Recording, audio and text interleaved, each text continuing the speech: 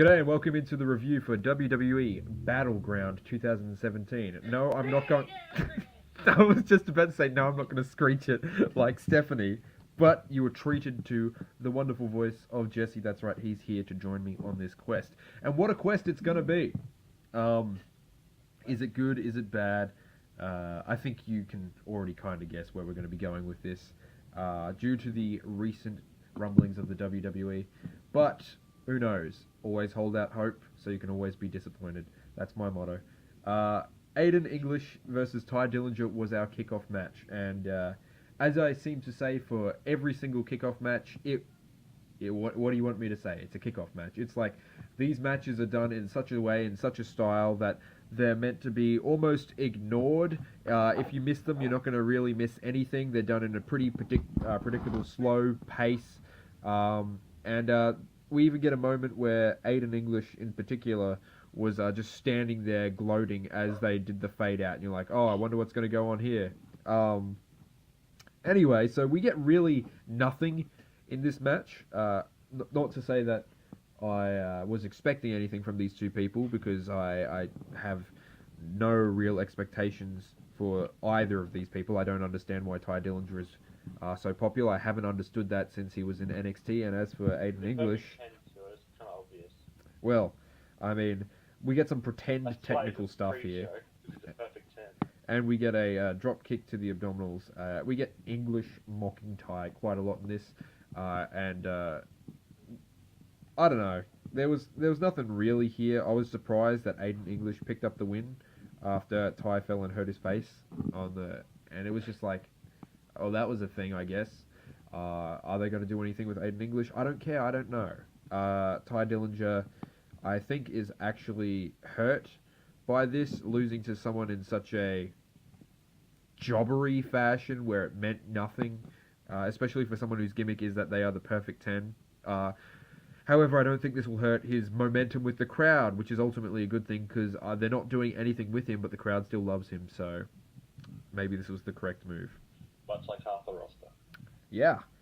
So, starting off the actual pay-per-view, we got the New Day versus the Usos, and the New Day were going after the Usos' SmackDown Tag Team Championships. The Usos, I feel, during this match were showing their veteran tag team status. You can see that they've done this kind of tag team match for years and years now, and it's almost like second nature to them.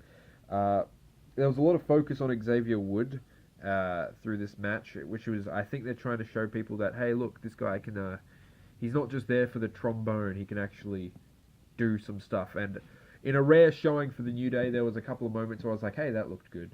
So, I mean, that's more than usual. It was all overshadowed by a single kick to the face, though. Okay. We get Xavier headbutting Jay on the top corner and doing a jumping kick from the top rope. So that was, I was like, oh, that's alright. Kofi was tagged in, and so was Jimmy Uso. Kofi would jump down from the ring to be caught by both the Usos, which I thought was really good timing for a double powerbomb outside. I was like, hey, looked pretty good.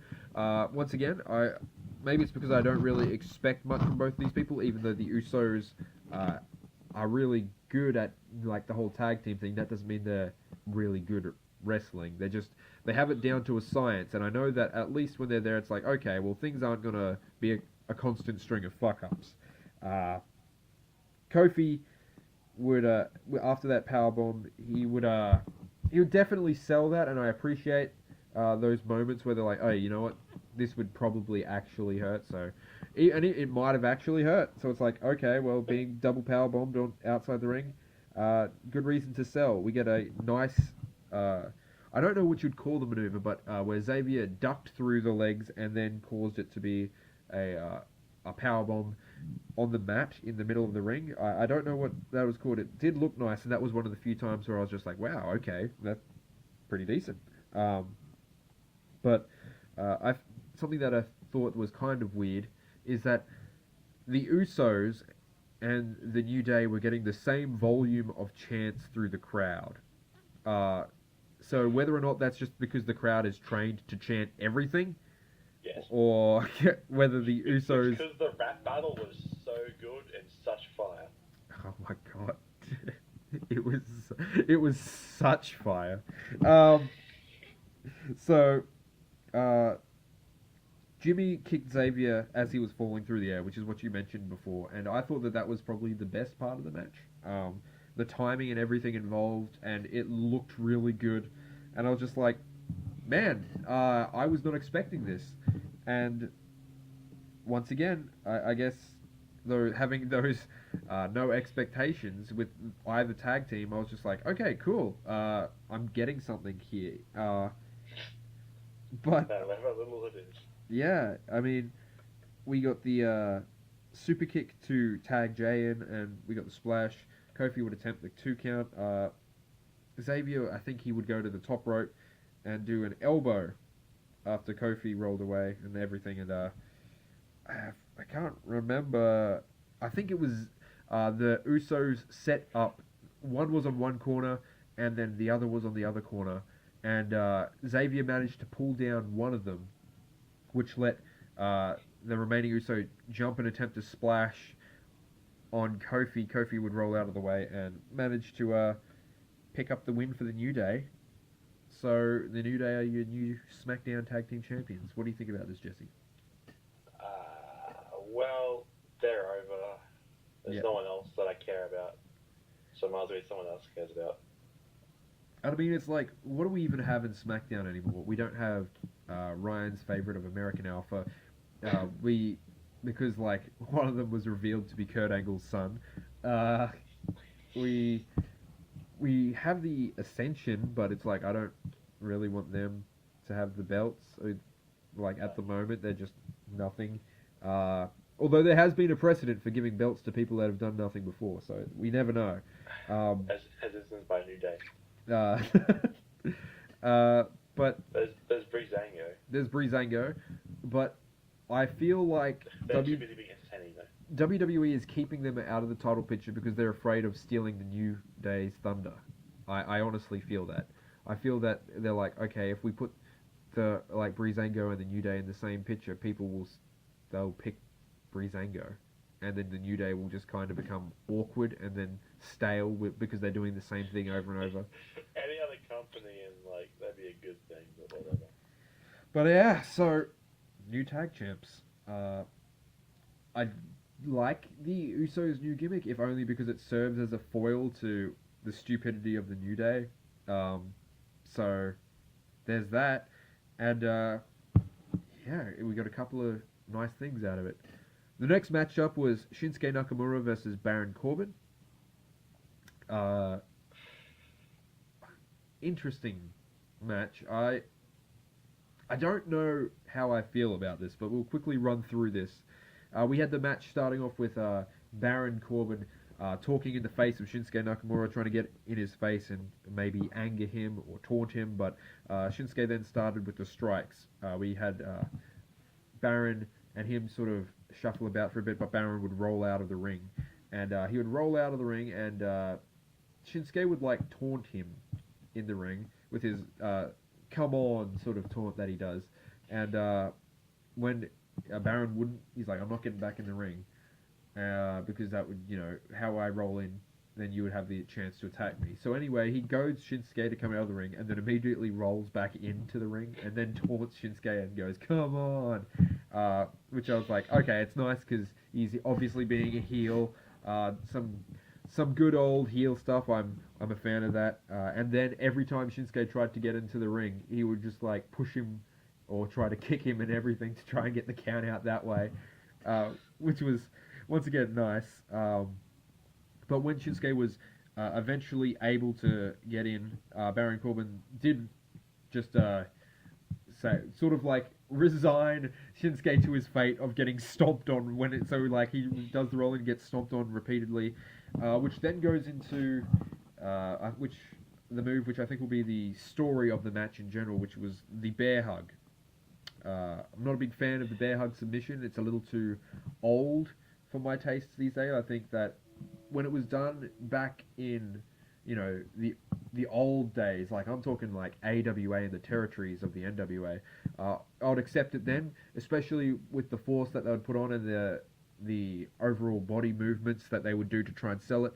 But even then, I wasn't the biggest fan of that. Baron Corbin at least tried to make it look convincing by like jerking like the back and putting it like, and it was like Shinsuke would then use facial expressions to try and sell it. But I'm still not a big fan of it. Not sold on it. But that seems to be his submission maneuver that they're pushing. They're pushing that Baron Corbin's bear hug is like it's his main submission thing. So I don't think we're going to be seeing the end of it. I'm really fucking sick of still having submission things. Oh, we're going to get into that. But Shinsuke managed to eventually get out of that and reversed in his powerbomb attempt into, I think that it was like the triangle hold. I can't remember what it was exactly called, but it looked like, well, I'm going to be honest, it looked like shit. Both people, now whether it was, I'm more inclined to say it would be Shinsuke's fault as he was the newer one in the industry, but it looked like it was a bit of both of them fucking up, from Shinsuke not able to get the positioning looking smoothly to Baron Corbin holding down the arm and kind of like awkwardly trying to position it into a way that would be more beneficial to Shinsuke.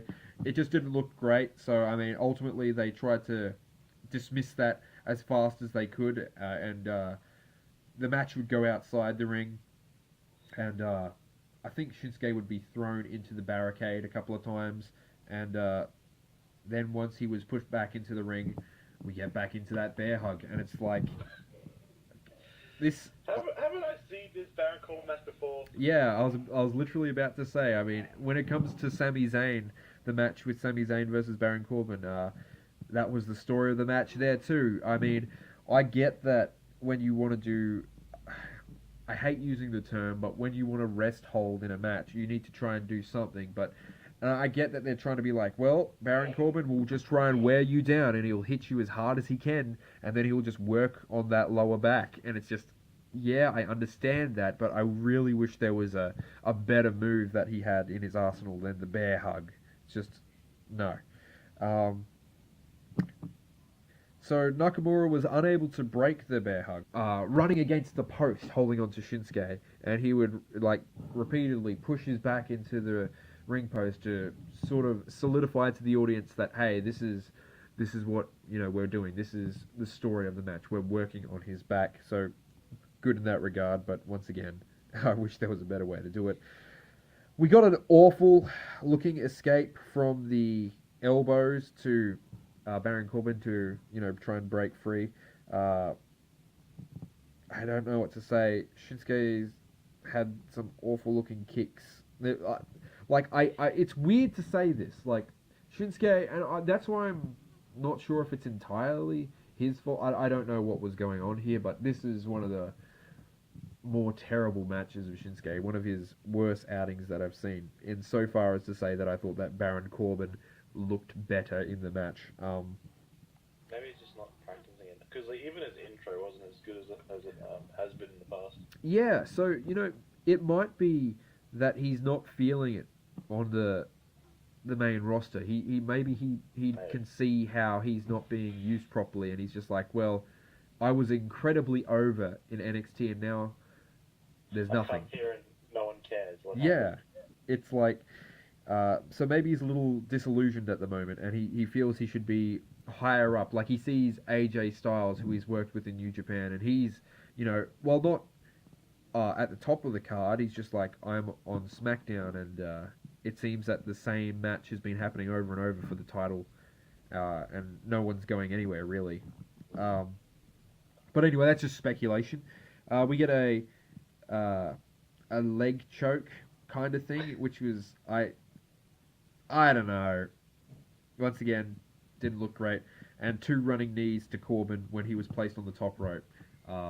Those looked slightly better, which would lead us to our 2 count. Corbin would do his trademark sort of ring spot where he quickly gets out of the ring and then he runs back in, using the inertia of the post to pull himself into the ring and appear behind the person. I've noticed that that's the spot that he's been using for a lot of his matches, so maybe that will become his signature, like the Ambrose flip on the second rope backwards, then flip back in. He hasn't done that recently.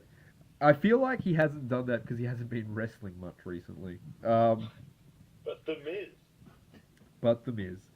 But we're on SmackDown, the land of opportunity, so we're not... Land of trash.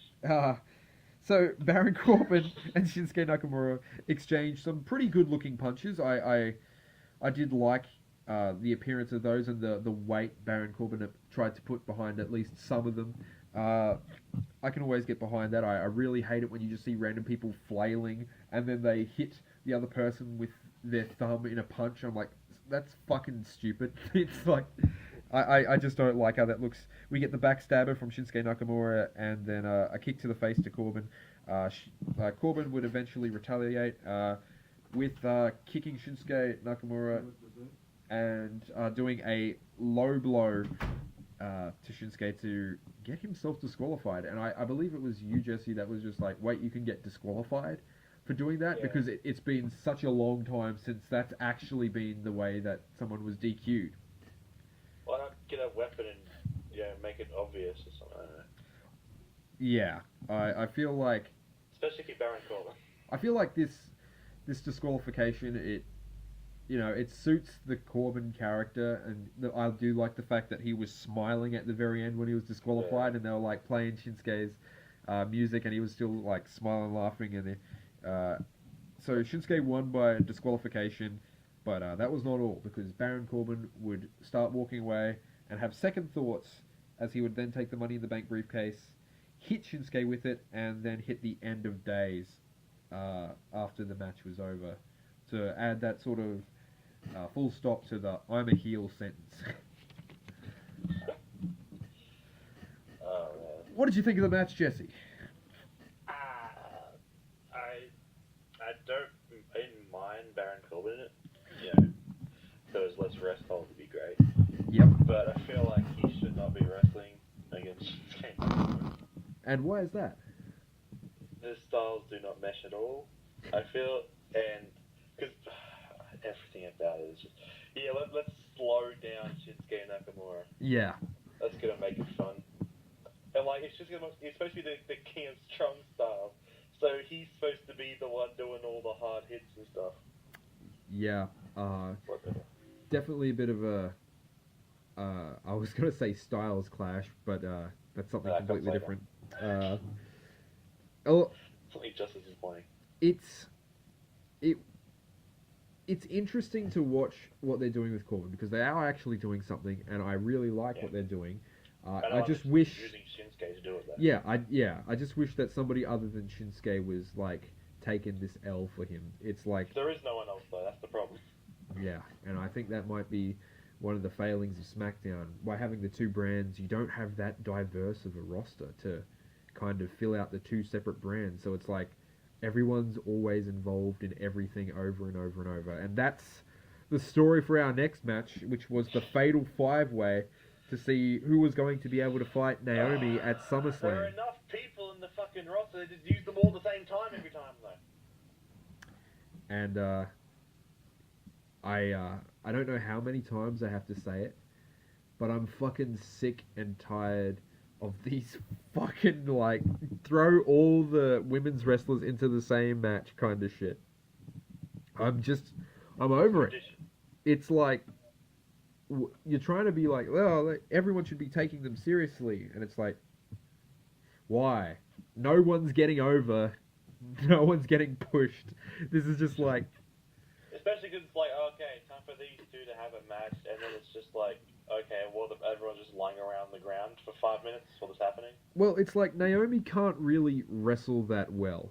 I hate to say that. Like, don't get me wrong, she can get the job done in a way that is okay. That wasn't an awful match, and I've been impressed with her in the past because I hadn't expected her to come such a long way, to be honest. From a Funkadactyl. Yeah, exactly. From a Funkadactyl, I never expected that she would be champion when I saw her coming out and fucking cheering on Brodus Clay.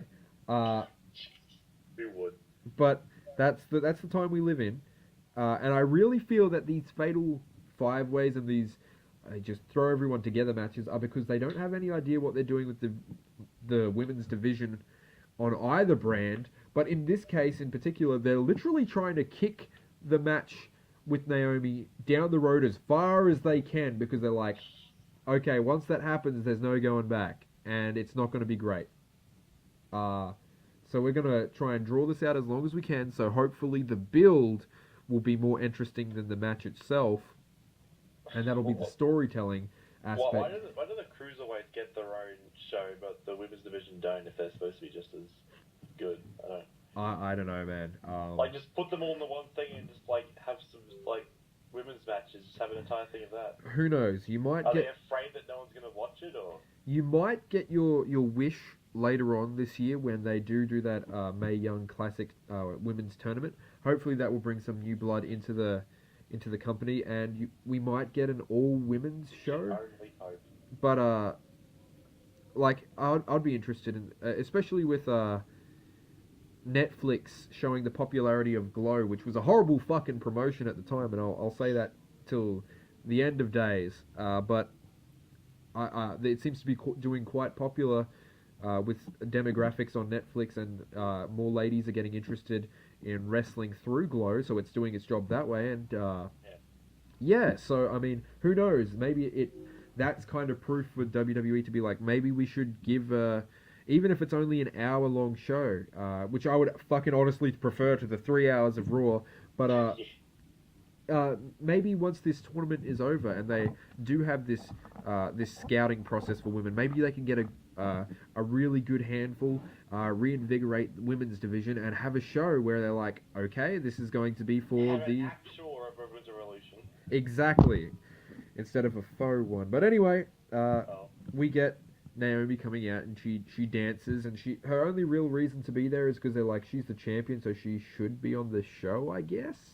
But commentate, say 4 words. Yeah. And then dance. She did dance. I'll give her that. And that's why she was there, because the intro's cool. Her intro, she's in the fucking Finn Balor camp. So I mean, it's the intro that's got the person over, not anything that the person's actually done. Fight me. So when it comes to... Finn Balor won't. Well, he won't. He'll just sit there and be like, oh, I'll fight you in the Balor Club, and then he'll get... I fucking love this ice cream. He'll fucking get, like, kicked in the side of the head by somebody off screen, and then it will be like, oh, I guess he didn't make it down to his match. Just fucking fly. What was that? I don't know. I'm winning. And then, it'll be up to Breezango to figure out who it is. So anyway, our contestants consist of, in the order that they came out, Becky Lynch, Tamina Snuka, Natalya, Lana, and Charlotte Flair. Oh, geez. Out of all of those, I had some hope for something between Charlotte and Natalya, and we did get that. So I mean, at least we got it. At least we got some of that. But boy, we saw Lana teaming up with Tamina for quite a lot of the match to work against Charlotte to begin with. I did like Lana's outfit until she took her fucking walkout outfit off and turned it to the worst outfit. I could be wrong about this because I'm not familiar enough with the term, but I feel like she's going for I think it's called cabaret style of dancing. Yes. And once she gets to the ring, it's like she does the strip reveal, similar to be... I was hoping that the dress part was like, we could like peel it off so it just like turned into the one piece, but no. No. Alas. Some trash that Tiffany from fucking rival schools would wear. Ooh. Ouch. But we get some bad kicks from Lana, and you might know the one that I'm talking about from mentioning it, but it was that one where she was set up to do the knockout kick after, and so like Tamina, put her in the position, and it's like, and then Lana was standing up and ready to do the knockout kick, and yeah it was like, and so because of that, she went over and she delivered another shitty looking kick to the head to make. She's like, no, look, I might not have hit with the first one, but I hit with this one. It's like, yeah, but now you're admitting you made a mistake in front of everyone. It's like, They know. They already knew her. And you know what? Maybe it is because of the card, but we also had a very quiet crowd for most of the night. Like, everyone was just kind of like just murmuring to themselves. But every match is a piss break. That's what happens. I guess so.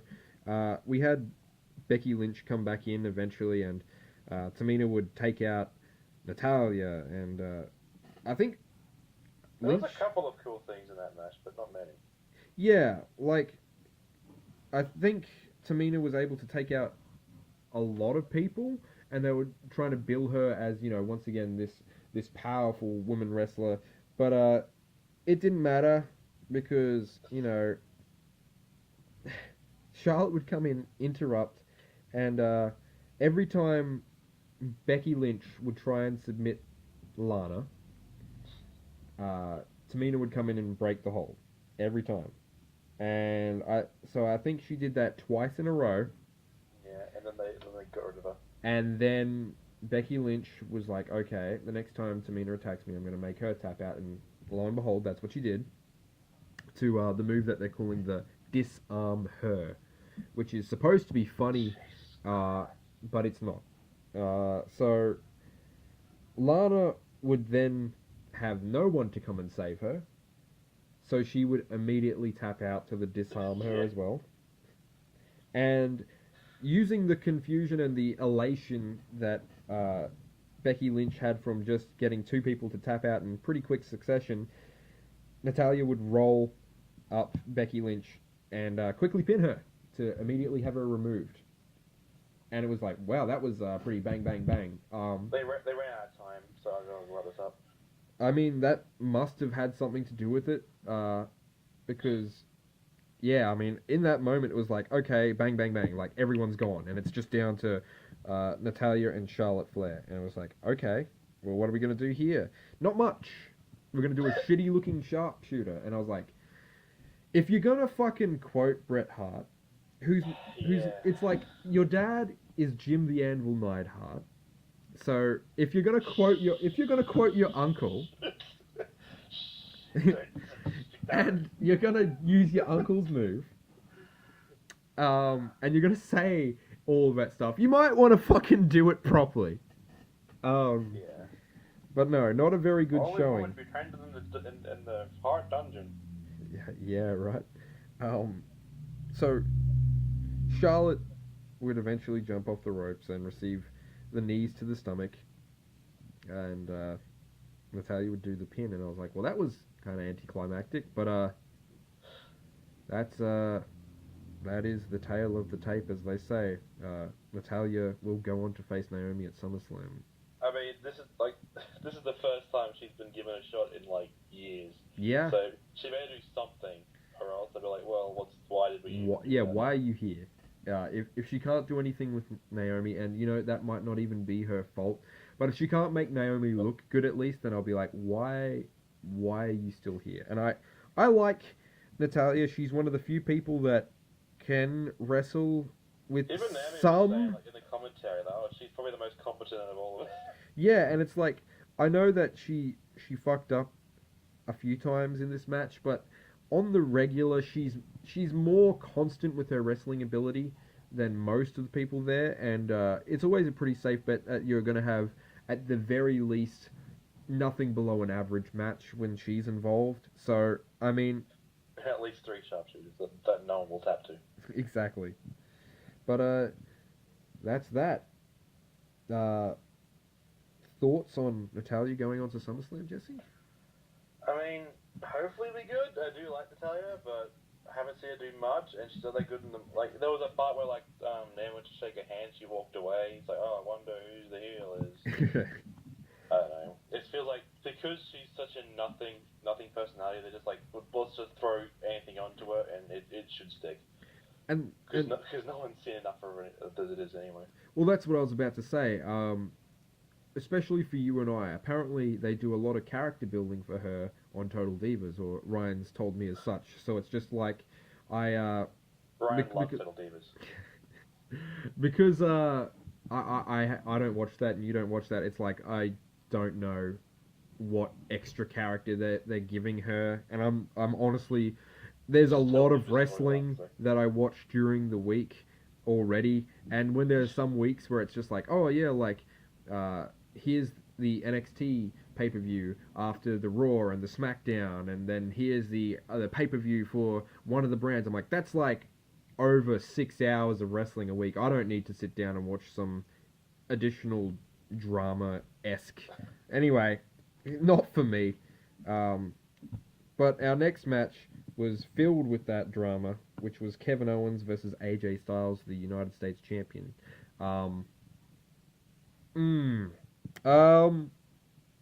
This match wasn't bad, and I'm gonna be like, it fucking wouldn't want to be with AJ Styles and Kevin Owens.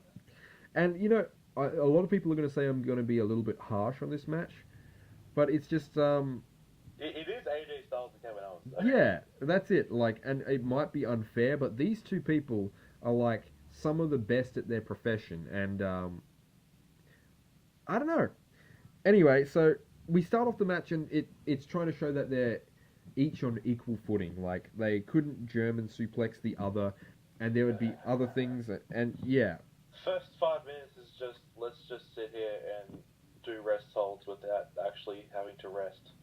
Well, yeah, it's just like a lot of it was back and forth in such a way that it wasn't so much storytelling or match building. Yeah. And it's like, well, what are you two going to do? And it didn't really help that Kevin would just drive AJ's junk into the pole and then try to choke him out for like a good 2 minutes. Yeah, well, apparently the ref didn't see it. Or that would have happened. Like, Baron Corbin's the most unluckiest man in fucking wrestling. Yeah. A ref actually saw his junk shot. But yeah, so Kevin would try to choke out AJ for a majority of the match.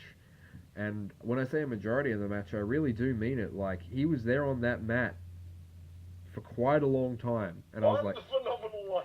Yeah, I'm like, don't get me wrong, I do like those little quips from Kevin. No, that was stupid. I like it because I feel like how you make him a heel is like you make him he makes himself unlikable. So it's like the phenomenal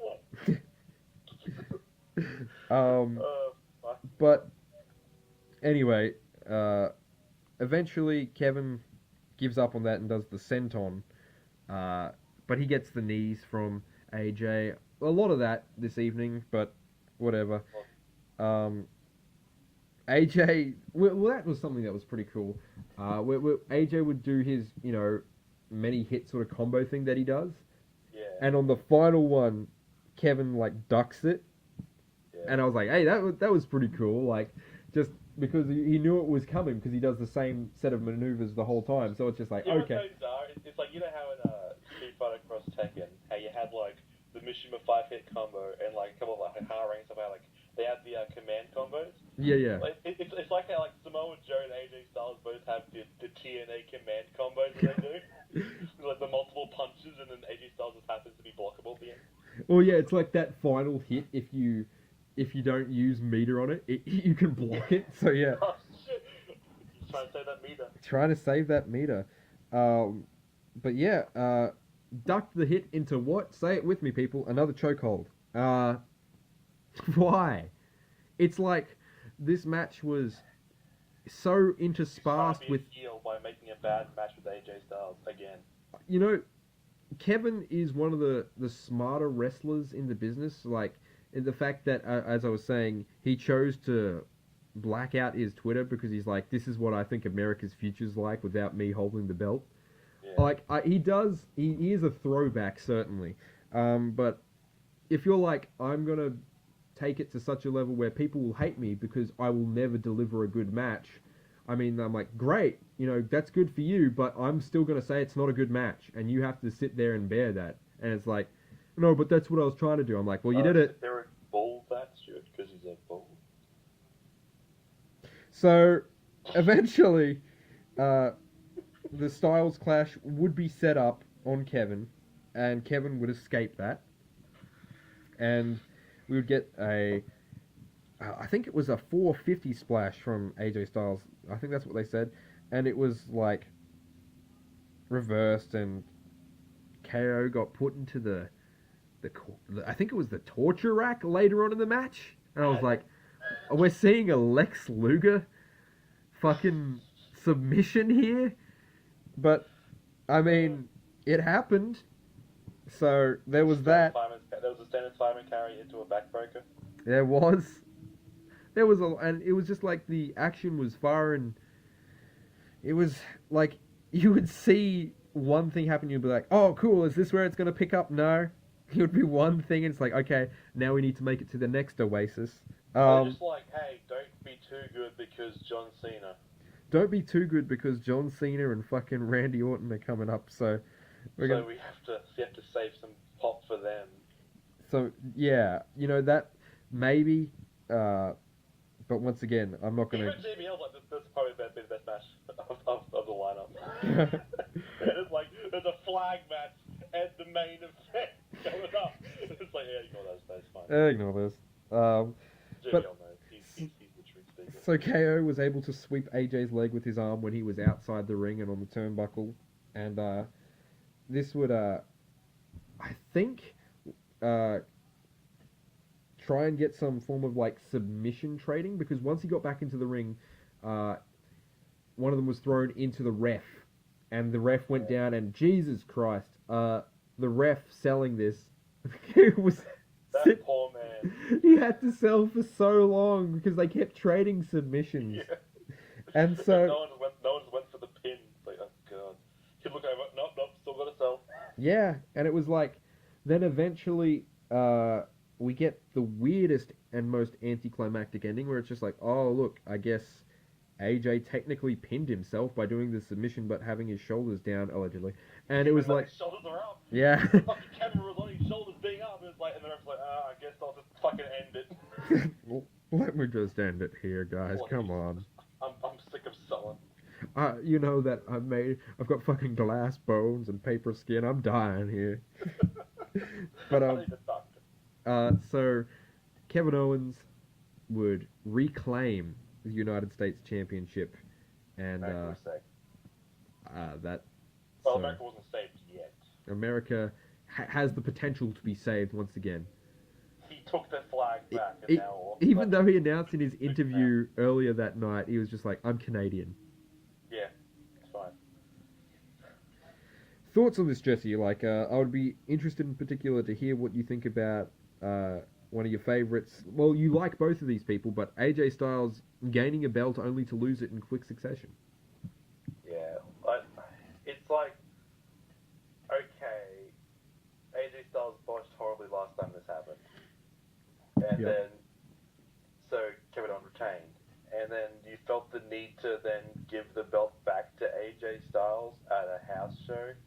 But then they had to, in the promo, show fans recording on their phone of him doing it. Because we were so desperate to give him back the belt, only to have him lose it again at Battleground. Do you think that that's a way for them to boost house show sales as well? Because they're like, hey, look, title change happened. Like, I don't know. Don't they have enough shit to fucking sell to people?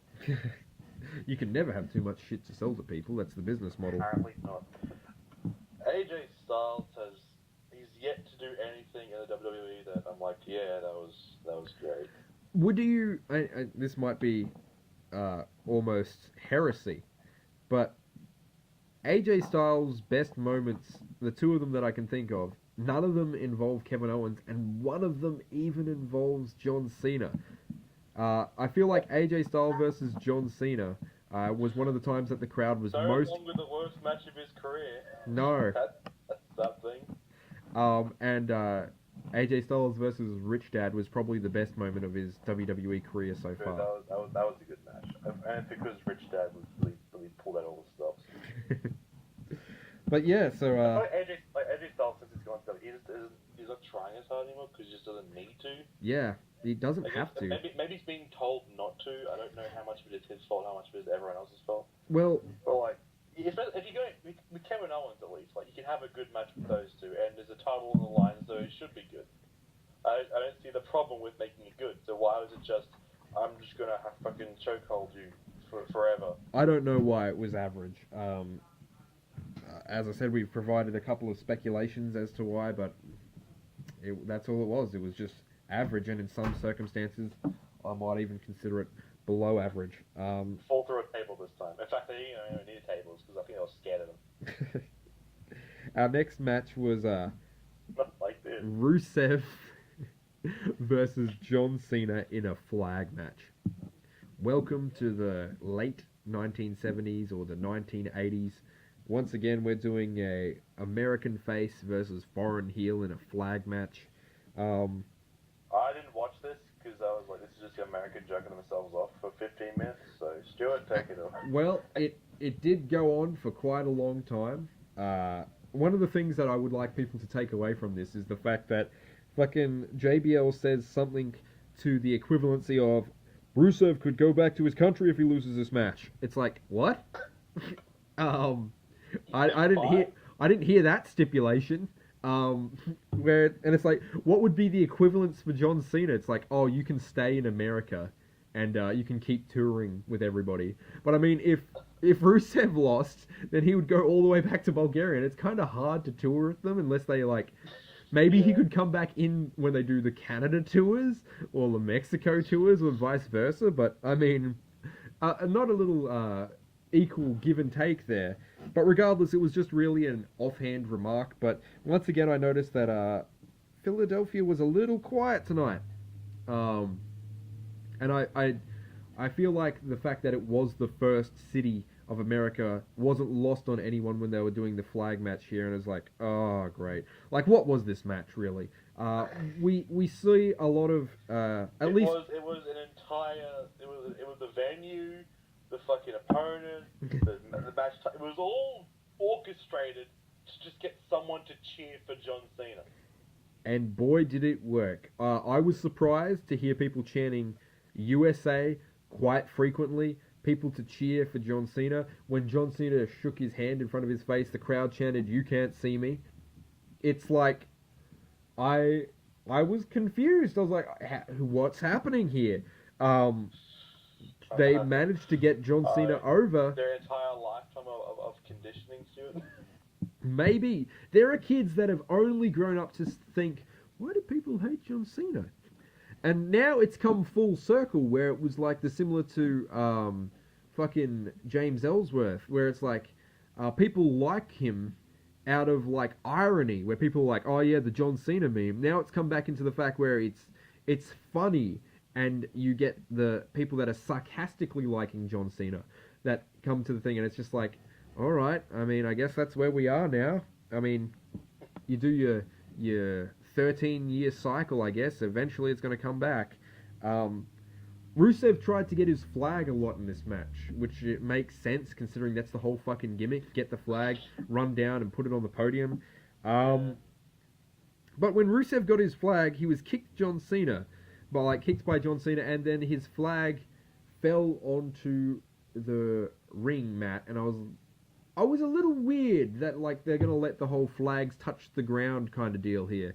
I mean, I guess that there was no way around it, but I was always thought that that's like an ultimate sign of disrespect if you ever let your flag drag along the ground. But I guess, both parties didn't give a shit enough to really, actually care about the flag.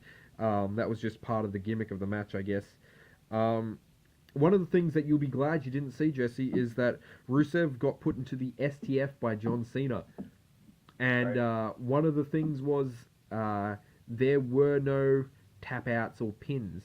So he immediately started tapping and shouting, and not like it was like he tapped out within like the first couple of seconds, but he kept that the STF held on Rusev for longer and longer, making his tapping speed up until eventually Rusev was worn out from pretty much just shouting and he was just so tired and tapping, and then he just left him there, really. So I was like, yeah, great. This will be interesting to keep in mind whenever next this happens. So while Rusev was down and in pain from the STF, Cena ran up to get his USA flag. Obviously, Rusev, that was not the end of the match. Rusev would stop him and eventually try and walk with his own flag. And when I say walk, I mean walk. He took the flag, he rolled out of the ring, and he slowly walked towards the ramp. Slow enough that John Cena was able to jump down from the ring and hit Rusev once again, doing a little bit of a brawl and throw Rusev into the steel steps, which would cause John Cena to get the flag and slowly walk to the ramp, and this would, cause Rusev to get back up and jump him, which would cause Rusev to grab his flag and slowly walk up the ramp, but John Cena's not giving up. No, John Cena wasn't going to let that shit fly in fucking Philadelphia, United States of America. The land of the free, was not having the Bulgarian flag tonight. No! Because he was going to grab his legs and slowly try and climb up his legs to make his way back to his feet, but no. Very slowly going to stop this man. And, he was managed to completely forget that he was selling, and halfway through immediately stood up and took Rusev all the way up to the very end of the ramp and threw him into the fucking LED board. And John ran up to the steps and he was like, okay, you know what? It's time. We're gonna get the flag again and we're gonna fucking commit the slow walk, but not this time, because he got hit by the fall-away slam by Rusev. Now, Rusev would then go and get 2 different tables and set them up. And I don't need to remind everyone of the old adage, he who sets it, gets it. So, I mean, that was, as soon as he was setting up those fucking tables, I'm like, yeah, John Cena's going to take the double table spot. The American podium, yeah. That's how it's going to fucking go down tonight in fucking Philadelphia. That's what's going to happen in John Cena's returning match. So, anyway, that gets sets up, and because it's Philadelphia, we immediately get a chant of EC Dub, because ECW's home was Philadelphia, and tables. Could be like a 3. Good to know that the people that were once in the ECW crowd are here at fucking Battleground watching John Cena and Rusev. That's where they decided to commit their money to. For John Cena. So, I mean, we do get that, and, there was a fucking portion of this match to come where John Cena would crawl up the ramp with the flag. And he would crawl as if under barbed wire on a battlefield, on a battleground, if you will. And he would crawl up that ramp, and he had that fucking flag. He's like, no, I'm not giving up. I'm gonna put this in, and we're gonna fly old glory high. So that wasn't time though. So fucking Rusev put him in the accolade, which led Rusev to go get his flag and slowly begin the walk as John Cena would hide behind the fucking steps. And you just see this little hand pop up, but Rusev didn't, obviously, despite climbing up the fucking steps and the aerial view, but whatever. Rusev was obviously filled with such patriotic pride that he was doing Bulgaria so proud that he didn't see John Cena there. What a monster. John Cena would then fucking put him into the AA, and would then begin the brawl over by the steps. Once again, the AA would go, and he would AA Rusev through 2 tables to grab his own flag, and slowly, but this time with finality, put his flag into where it needed to rest on top of the steps. And that was your flag match, America. I hope. And then as he left, he saluted that flag. He was like, God bless America. And I was like, fucking kill me now. And so, America, I hope you enjoyed this.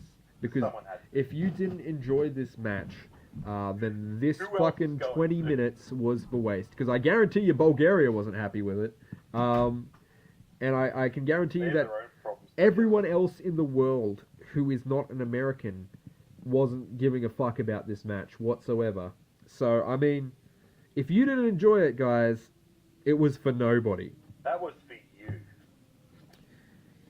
We then get the Fashion Files, where it's kind of revealed that maybe it was the Ascension. The entire show, bar nothing.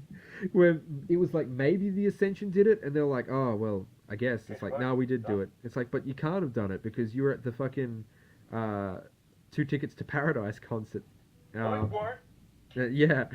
And so then, all of a sudden, after that, and they're like, who was it then? They are attacked again, the lights go off, and Fandango is dragged away, and we get a to be continued. Even though it was supposedly to be concluded at Battleground, but whatever. I mean, it's fine. This is just another case. It's fine. And it you know what? It's like, when you compare it to what I just watched, I was like, give me anything, really. So great, though. Don't pretend it wasn't amazing. I should be careful what I wish for, because when I said give me anything, we got Mike Kanellis and Maria Kanellis coming out to the ring to the Power of Love 80s ballad, but not Huey Lewis's Power of Love, because that would cost money. We get, even though they're fucking promos, they throw that in every 3 sentences. The Power of Love. Sometimes love hurts. I'm like, wow, did you watch anything ever? Wow. And that's where you got it from, I guess, because Jesus fuck. I mean, originality is not Maria's middle name, I guess. Hey, you tied because stolen from somewhere else, so let's not do originality. Sammy would dominate the match early on, which is fucking weird to say. He was not the underdog here, which is also weird. Like, I mean, once again, you could say, oh, maybe he's the underdog because he's going up against Maria and Mike, but took her name. Like, he took her name. But Maria didn't really do any physicality in this match. Like, I mean, don't get me wrong, Maria would save Mike when Sammy was going to do his trademark ring dive, but kind of just pulling Mike out of the way and stopping Sammy, and he was like, okay, well, I'm not going to do that. There was a lot of, lovey-dovey kind of bullshit where there was, like, Eskimo kisses and all that. That's just what they're trying to do to get the crowd to hate them, and it was making me feel like, oh, wow, this is wasting my time, which makes them a heel in my eyes. So it's like, Mike would then get into a lot of stomping and corner punches, nothing really to write home about.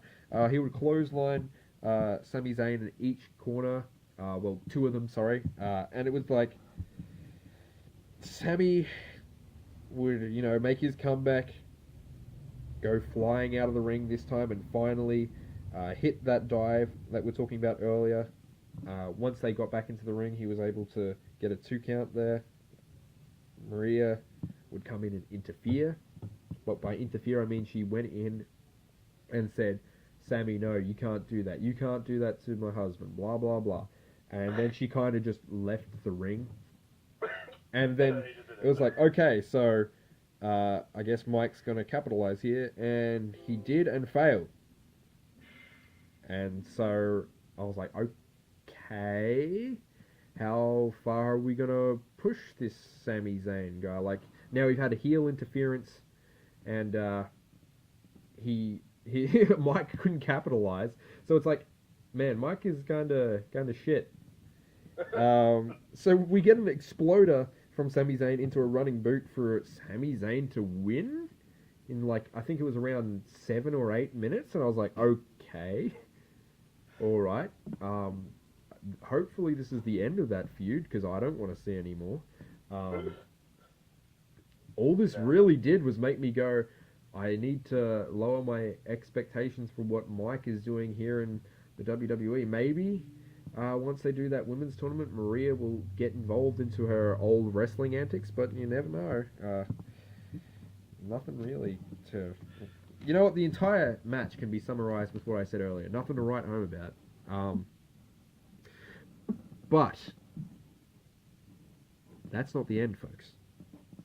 Because we have the 3rd ever Punjabi prison match coming up. Now, let me set the stage. No. Randy Orton has been chasing Jinder Mahal for what feels like for fucking ever. But once again, After begging and pleading, he's given another match, another main event out of however fucking many. Fuck. Where we have, okay, it's going to be Randy Orton and Jinder Mahal.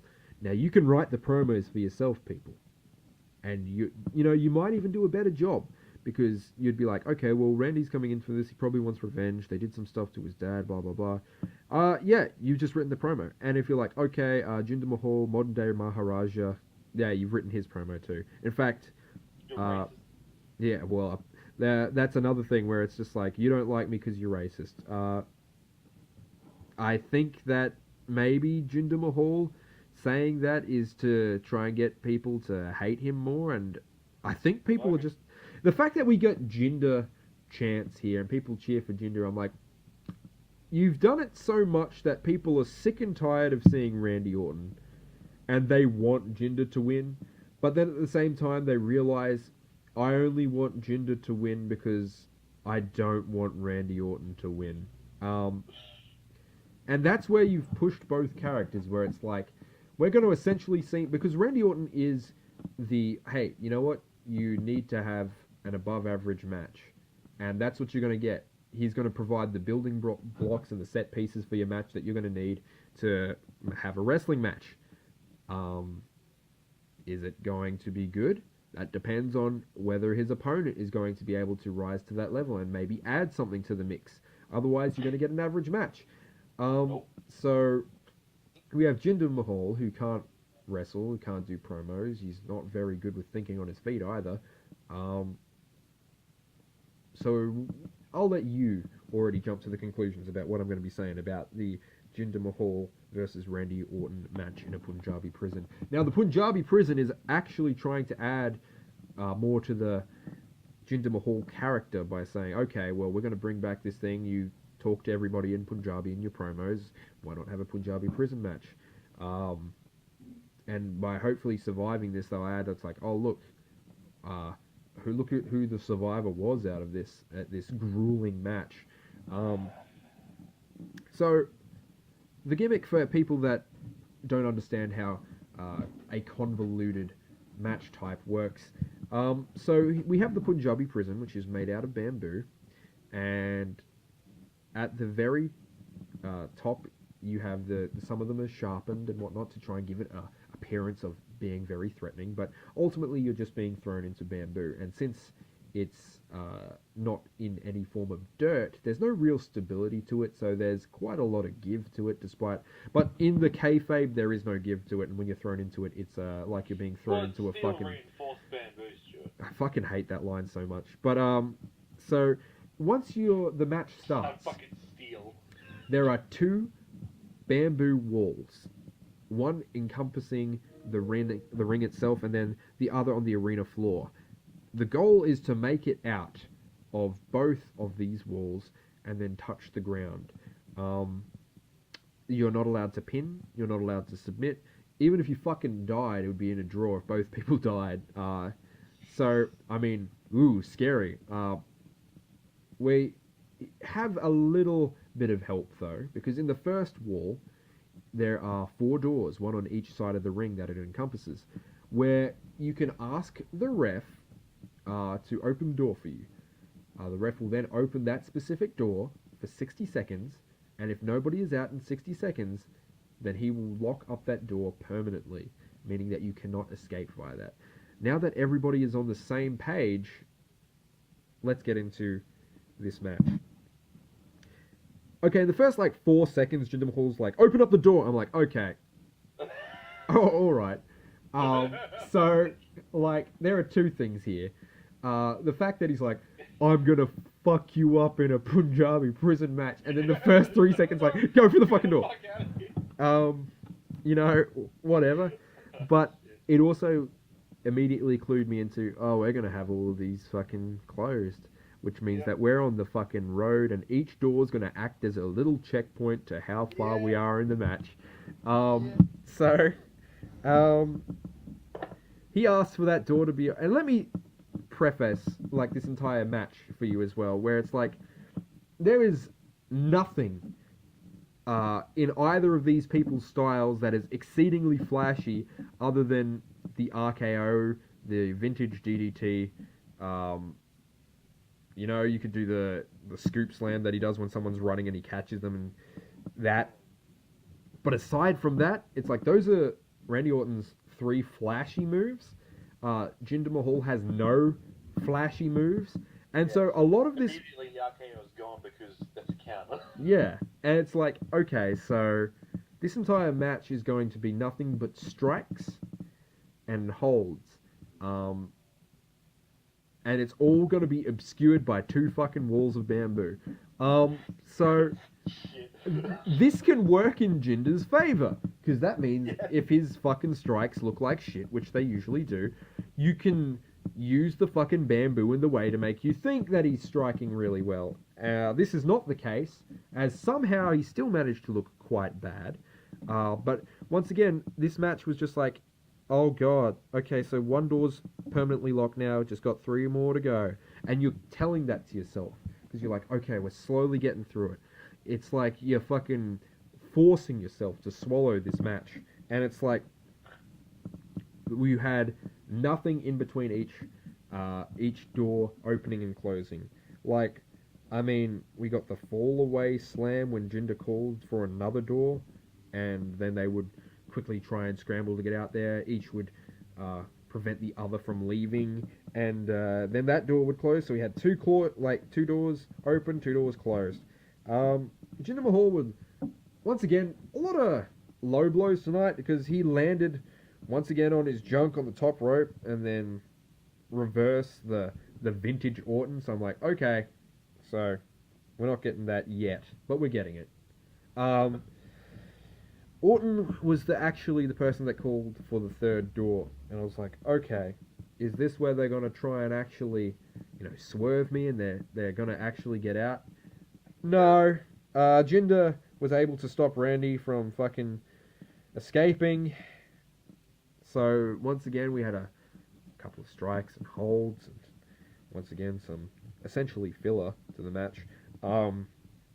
Nothing exciting. Randy would call for the final door, and then think, aha, well this time I'm gonna RKO Jinder, so then I'm gonna fucking get out of the door and he's gonna be locked in here. This was not the case, as Jinder Mahal immediately gets up and reverses the RKO for some reason. Somehow. And reverses the reversal. The Singh brothers appear from underneath the ring, and they grab Jinder and pull him out of the door at the last second, and the ref is then like, oh, well, I guess there's no fucking disqualification. Suck shit, Randy, I'm locking the door. And I was like, okay. I mean, the ref is, like, in his mind, he's like, yeah, well, sucks to be you, I guess. You should have brought friends. And so Jinder's on the outside, and Randy Orton is locked in the initial area. And so Randy's a little pissed, but Jinder's kind of laughing, boasting. He slowly begins to climb the outside wall. Randy actually manages to climb the inner wall fast enough to make it to the top before Jinder makes it to the very top of the outer cage, and then jumps from one wall to the other, which was, I was like, okay, well that was cool. It's good that none of that fucking, he didn't miss, or that the bamboo, white bamboo, that the bamboo didn't give way. No, not white bamboo. Because otherwise that would have been pretty bad, but no, he managed to get there. He knocked Jinder down, and I was like, okay, the match isn't going to end here, because this is the first attempt at climbing the outer wall, and I know how you're billing this match from that initial 4 doors. You're going to make this go for the long haul. Forever! Now, we went into detail when we were watching this, but it seems as if Jinder Mahal can't get himself over, so the Singh brothers are doing their damnedest to do it for him. Like, out of the 3 people, the 3 people on Jinder Mahal's side, again, he was the shittest of all 3. The brothers were harkening back to his 3-man band days. yeah, maybe it was a bit of a throwback for the fans, for long-time watchers. It's like, hey, look, 3 people, and he's still the shittest. So the Singh brothers managed to grab Orton off the outer wall, and they pulled him back down, and that caused Orton to get angry, and he fucking took him out. And this would be a recurring theme throughout the match, where Randy Orton would just somewhat get angry and just take out his frustrations on the Singh brothers. I mean, don't get me wrong, the Singh brothers would instigate a lot of things as well, but it's just like, at random portions in the match, he would just go over to one of the Singh brothers, and he would just start wailing on them for a bit, and then just find the other one and do the same thing, and it's like, okay, I guess that's what we're doing here. But, once again, the Singh brothers were climbing, and Jinder Mahal was going up there, and while fucking Orton was like suplexing them down on the bottom, managed to stop Jinder from climbing a bit, and in the biggest mistake, perhaps, which you mentioned, got a, quote, Singapore cane from underneath the ring, instead of just ripping off a piece of bamboo, which you could have fucking used to sell the match once more, to hit Randy Orton. But Randy Orton would eventually reciprocate. You mean a kendo stick, mate? And hit Jinder Mahal right back. One of the Singh brothers managed to get outside the cage and climbed up to try and prevent Randy Orton from climbing out of the cage. Randy Orton would... It was a Mario level. Randy Orton would repeatedly hit him until the Singh brother lost his balance and fell through a table. And I was like, every time these guys are here, they're going to fucking get flipped and thrown into tables, aren't they? Every time. I mean, the amount of dedication for these guys is like, you know, I'm pretty happy I can respect the Singh brothers, you know. Exactly. It's like, man, you guys are really making the best out of a shit situation. Yeah, fucking goes through that table, and boy, that looked like it fucking hurt. So, Jinder Mahal, I guess, didn't really care about this because he was still doing his own thing, and he never really shows any form of, like, compassion for these guys when they get fucked up. He's just like, I'm gonna go do my own thing, but whatever, that's part of his character, I guess. Jinder then gets, finally, the vintage DDT, with having both of his legs on the outside structure and then drop down, and then Randy Orton gets a steel chair and just randomly starts wailing on the other Singh brother inside the cage. And then he's like, okay, well, now that I've wailed on you, I'm going to go fucking hit Jinder. And he does. Great. It's like... so, now that both of them are down inside the structure, and one of the Singh brothers outside is probably fucking dead, it's like... Orton's like, okay, now's the time to fucking climb and make my way outside of this fucking Punjabi prison. Lo and behold, once he gets to the top, that is not the end of the road for Randy Orton, but rather, fucking Great Khali, of all people, makes his return. How many minutes does it take to win a Punjabi prison match? I guess 4 is the answer. Because, like, I mean, he fucking goes to the wall and he keeps shaking it, and since he does it, it even looks fucking flimsier, but whatever. Yeah. I thought it sold Khali well. It did. Look, they did everything that they could to make Khali look like a threat, and they used him... Everyone but Jinder Mahal was alright. You know, it's weird that in this match we're like, you know what, Great Khali did what was expected of him and he looked good doing it. So... as he was shaking it, Randy Orton lost his footing and fell down a couple of rungs, and then Great Khali climbed up a little bit, and through his height was able to grab onto Randy Orton's neck and keep him choking there, while Jinder made his way back to his feet and was able to climb out. Jinder was able to escape, touch the floor, and won, retaining his WWE Championship and winning the Punjabi prison match. Jesse, your thoughts?